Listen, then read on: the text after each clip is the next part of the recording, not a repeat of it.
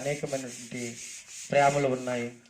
తల్లిదండ్రుల ప్రేమ, బంధుమిత్రుల ప్రేమ, అన్నదమ్ముల ప్రేమ, అక్క చెల్లెల ప్రేమ. ఈ ప్రేమలన్నీ కూడా స్థిరమైనటువంటివి కాదు, శాశ్వతమైనటువంటివి కాదు.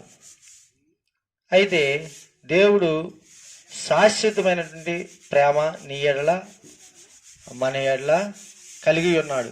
ఎలాగనిసంటే ఆయన మన అందరి కోసము, ఆయన మరి నశించిపోతూ ఉన్నటువంటి మన కోసం, పాపములో పుట్టి పెరిగి మరణిస్తూ ఉన్నటువంటి మన కోసము ఆయన మరి బలి అవ్వాలని, ప్రాణత్యాగం చేయాలని, మన పాపాలు పరిహరింపబడాలని ఆయన తండ్రి యొద్ద ఉండవలసినటువంటి ఆయన కుమారుడిగా ఈ లోకానికి వచ్చి సిలువలో మనందరి పాపముల కోసం ఆయన ప్రాణత్యాగం చేశాడు.